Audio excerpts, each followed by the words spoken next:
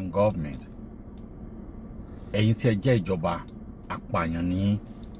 Ẹ̀yin tí ẹ pera yín níjọba, tí ẹ pera yín lólóṣèlú yìí, abẹnilórí tí kì í fẹ́ kí wọ́n mú dàkọjá níwájú yín ni. Àwọn ọmọ tí wọ́n ń ṣe ìwọ́de, tí wọ́n ń ṣe ìwọ́de wọn jẹ́jẹ́, wọ́n ń béèrè fún tí ò sí lọ́wọ́ wọn ni. Wọ́n ń béèrè fún ẹ̀tọ́ wọn ni. Wọ́n ń béèrè fún ìjọba, ohun tí wọ́n dẹ̀ ń béèrè fún ó pọ̀ jù. Tí ìjọba yóò bá kí ṣe ìjọba ìkà, tí ìjọba yóò bá kí ṣe ìjọba tó mọ̀ fara ní àwọn aráàlú. What these people are asking for, it is not too much. What we are asking for, it is by reverse the fuel subsidies. That's all. Reverse the fuel subsidy, either fuel subsidies padà, because ìjọba tó bá fẹ́ gba nǹkan lọ́wọ́ èèyàn, that must be a replacement. Ìjọba wo ni ìjọba tí náà? Ìjọba tí ẹ ò fi replacement sílẹ̀, tí ẹ wá fẹ́ gba nǹkan lójijì. Ṣé bẹ́yẹn ni wọ́n ṣe ń ṣèjọba ni? Tinubu, when you are not in the power, you said so many things that the good Dr. Jonathan failed of, which you said if it is you, you will do more better than that. But look at you. You are worse than Tinubu. You are a Tinubu. My dear mommy say, oh my God, bára ṣe ń kan mí ní ṣá, ẹ jẹ́ kí n farabalẹ̀. Tinubu, you are worse than Buhari. You are worse than Jonathan. Because what to fair remove, àwọn méjèèjì yìí tí wọ́n remove subsidies because they know it cannot work. Kí ló dé tí wọ́n wá yọ rèé, kò sí àǹfààní kan tó ṣe dé dá padà. Ìwọ ló sọ pé a máa gbé wálẹ̀ dá padà. Now, àwọn èèyàn tí wọ́n ti ń protest, ẹ̀wẹ̀ mi tẹ́ ti fi ṣòfò. You have killed now numbers. It is before ni wọ́n sọ fún wa pé àwọn 13 ni wọ́n ti kú, but now sì wọ́n ti ju 13 lọ. Ẹ wo bí òkú ṣe sùn. Ẹ wo bí òkú ṣe sùn ní north. This is beyond control. Ẹ wá ní àwọn kan. Ṣé kí wọ́n mọ̀ sponsor protest ni? Ìkàlẹ̀ yín ìjọba yìí o. Ìkànnìyìn. Tí ẹ ò bá kí ṣe ìkà, ebi ń pa àwọn aráàlú, kò sí anybody tó lè jẹ mẹ́ta lójúmọ́. And what they are asking for is pé kẹ́ dá fuel subsidies padà kí nǹkan lè wálẹ̀. Ẹ wá insist ẹ ti torí IMF àti World Bank ẹ dẹ̀ ń fi ara ní àwọn aráàlú. Ẹ fẹ́ kí ara ní àwọn ọmọ tí yín náà ni, ẹ fẹ́ kí ara ní ẹ̀yin ni. Àwọn ọmọ yín lè rí owó láti lè fún àwọn tí wọ́n ń protest, láti lè fún 5,000 naira pé kí wọ́n mọ̀ jáde. Àwọn ọmọ yín wọ́n lè jáde láti lè lọ fún àwọn tọ́ọ̀g ní 1,000 naira pé kí wọ́n sọ wípé protest yìí ò gbọ́dọ̀ wáyé, but àwọn tí wọ́n ń béèrè fún ẹ̀tọ́ wọn ní ọ̀nà ẹ̀tọ́ ẹ̀ lè fún wọn. Tell me, how much have you spent nígbà tí protest tó ti bẹ̀rẹ̀? Ẹ wo ìtẹ́ ti ná. Ṣé tẹ bá kówó yẹn gan sí orí wípé kí nǹkan lè wálẹ̀, tẹ bá regulate bọ́jà ṣe ń wọlé, bọ́jà ṣe ń jáde, bí wọ́n ṣe ń rajà, ṣáyé yín ò ní dání. Àmọ́ ẹ ṣe níṣẹ́ lẹ tún bọ̀ ń fi ara ní àwọn ará ìlú. Wọ́n wá jáde, wọ́n wá sọ wípé ń tẹ́ ń ṣe yìí, ìjọba yìí kò tí àwọn lọ́rùn, ebi ń pa àwọn èèyàn jáde láti ṣe peaceful protest. Ìgbó tí protest yìí tó bá turn sí violent, ẹ̀yin ìjọba yìí lẹ fà á. That is an evidence. Wípé tí peaceful protest tó bá turn sí war, tó bá turn sí violent, ẹ̀yin lẹ fà àwọn tí wọ́n ń ṣe peaceful protest gẹ́gẹ́ ẹ ṣe yin tear gas mọ́ wọn, as they the way they are doing in other country. Ẹ̀yin olórí burúkú gbogbo yìí, ẹ̀yin wèrè, ẹ̀yin òfò, ẹ̀yin tẹ́ ẹ padà ṣòfò tọmọtọmọ ni. Because ṣé àwọn tẹ́ ń pa yìí, ìjọba yìí mọ̀ níkà o. Oh my God. Ẹ tí ẹ bẹ̀rù pé ẹ̀yin náà bí àwọn ọmọ ṣá. Ẹ bẹ̀rù pé ẹ̀yin náà bí àwọn ọmọ. Mo wo fídíò mi ò lè wò ó. Ẹ dẹ̀ pa àwọn ènìyàn. On top of waiting, kí ló ṣẹlẹ̀? Ṣé káwọn èèyàn mọ̀ béèrè fún ẹ̀tọ́ wọn mọ́ Nàìjíríà ni? Tó bá ti wá béèrè báyìí, tó bá ti di protest, the only language tẹ́ ẹ understand pé killing.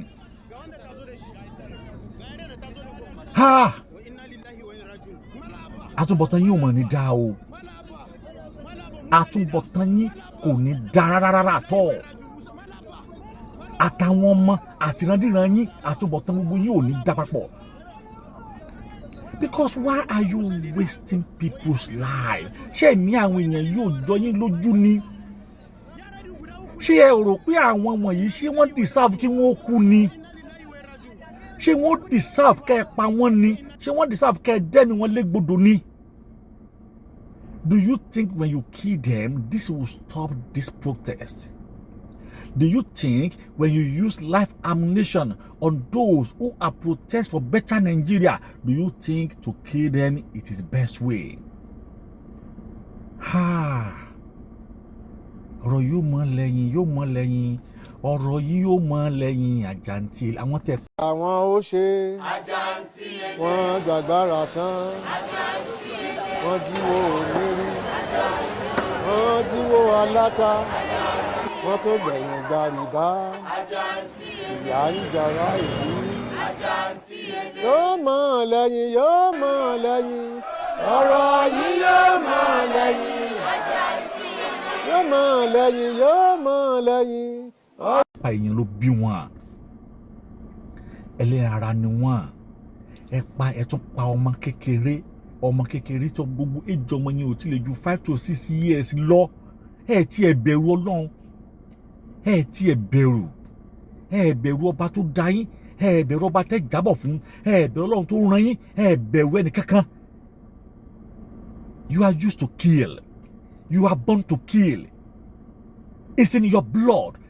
And then your children have inherited this attitude of killing for living.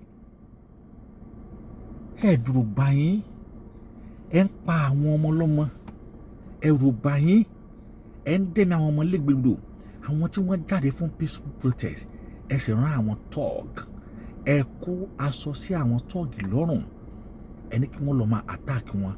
Ẹ wá ní wọ́n hijack protest. Who hijack it? The government hijacked the protest. The government planned everything. The government is behind the killing of those who are protesting for their right. You kill them. You waste their life for asking for their right. Then do you think it will stop us? Do you think we will stop? Do you think killing us will make us stop to fight for our right? Do you think killing us will make us to forget that this government is a government of barbaric, it's a government of stupid government? Do you think we will not fight back? Wash your back. The people are angry.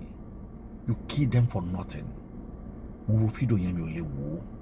Níṣẹ́ lómi jẹ́ ń bọ́ lójú mi pé kí ló dé. Léṣù béèrè fún tó tọ́ sí wọn.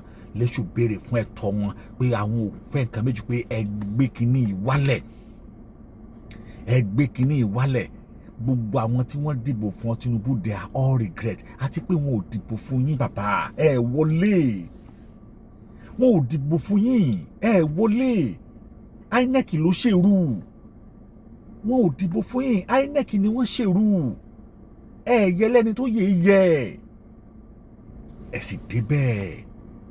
Àwọn èèyàn protest, a peaceful protest. Ń tẹ́ ẹ lè ṣe ní kẹ́ẹ̀dẹ̀ kọjú ìbọn sí wọn.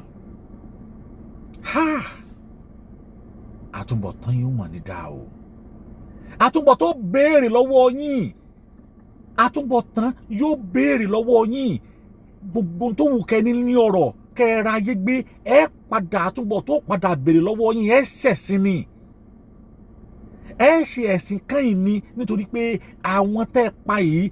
That is why I keep on saying it that Nigeria is finished. Gbogbo ẹ̀yin tẹ́ bá pé Nigeria máa da ẹ ti ya dídẹ̀rìn. Nigeria is finished. Nothing in that country anymore because Bíbélì gan sọ pé òun ò fẹ́ ó ní ọwọ́ tó bá ti kún fún ẹ̀jẹ̀ ó lóun kọ́. The country that is full of innocent blood. The God have turned his back on that nation, on that country. Exactly what is happening in Nigeria now. Let your pastor deceive you. Let your Afa deceive you. Let your Babalawo deceive you. Nigeria is finished. The killing of innocent people is too much. People that came out to have a peaceful protest. Is that the best way to use live ammunition? Ẹ̀yin ìjọba yìí ẹ ti ẹ bẹ̀rù pé ẹ̀mí tẹ́ lè dálẹ̀ ń gbà yìí ẹ ti ẹ bẹ̀rù pé ẹ̀mí tẹ́ lè dálẹ̀ ń gbà yìí adìyẹ lásán gan ẹ lè produce Nàìjíríà ẹ sì ń pa àwọn ènìyàn ẹ ní jèrè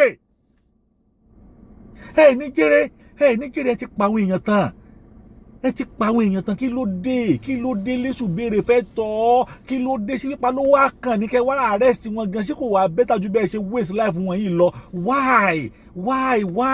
why ìjọba yìí Tinubu kí ló dé why do you like to kill why do you like to kill people for living why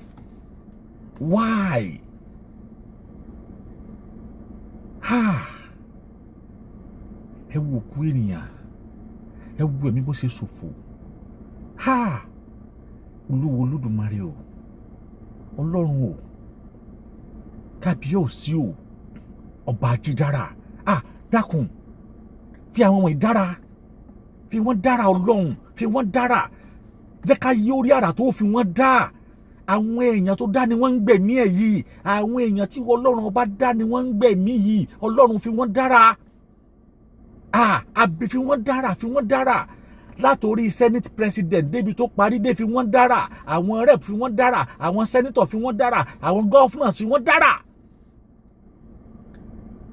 president vice president Olúwa fi wọ́n dára ẹ ti pè mí ẹ ti gbè mí ẹ sì bẹ̀rù Ọlọ́run àwọn ẹ̀mí tẹ́ ń gba iṣẹ́ ẹ lè dá wọn ni àwọn ẹ̀mí tẹ́ ń gba iṣẹ́ ẹ lè dá wọn ni àwọn ẹ̀mí ẹlẹ́mìí lẹ́ ń gbà yìí Olúwa Ọlọ́run alágbára o ẹ gba ẹ̀mí ènìyàn tí wọ́n ṣẹ̀ tí wọ́n ò ròyìn tó jẹ́ pé tí wọ́n ń béèrè fún náà ni wípé we want a better Nigeria pé àníṣe hunger yìí ti fẹ́ pa wá kú ìjọba ajáde wọ́n dẹ̀ fún yín ní warning kí wọ́n tó jáde until when things go out of hand and the government and the president give a speech and their speech your speech not even meet any one of their demand.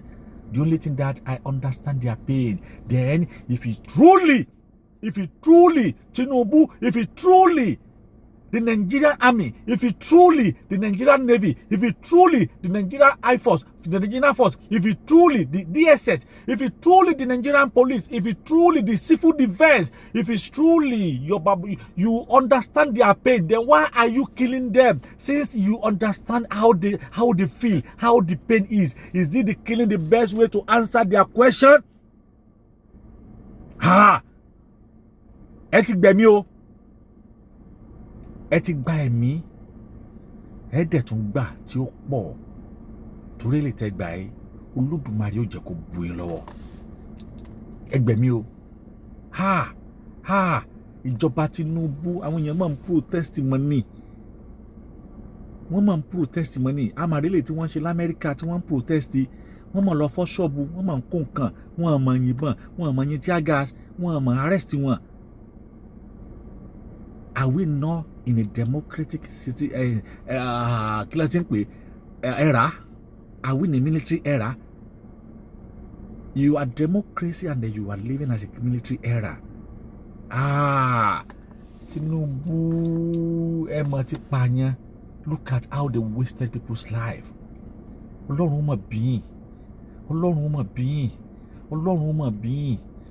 ó bí o. Ẹ pààyàn mo dá. Ìjọba ìpààyàn tó báyìí kí ló dé eléyìí tẹ́ ṣe ń Lẹ́kì láti wí eléyìí tún lè pupa títí kan ọmọdé lẹ́dẹ̀ ń pa. Tinubu I fear you. Na bó ti wulẹ̀ kó rí ẹlẹ́dẹ̀ ni ọkàn wọn tẹ́ pa òun yóò bí ẹlẹ́dàá wọn ó sì já àwọn ọmọ yóò rí ìdààmú bẹ́ẹ̀ ní owó tó pọ̀ ẹ padà tọrọ jẹ ni nírandiran yín àyàfi tó bá jẹ́ pé lóòótọ́ ohun tẹ́ ẹ ń ṣe kí aráàlú lè nísinmi lókun nítorí jẹ́ pé ẹ ṣe kí aráàlú lè nísinmi ẹ ń ṣe because of your own selfish interest. Èèyàn wa wọ́n ti gbẹ̀mí o kọlọ́run kó dákun kó dábọ̀ kó fi iṣẹ́ sọ wa o lọ́wọ́ ìjọba fúríà.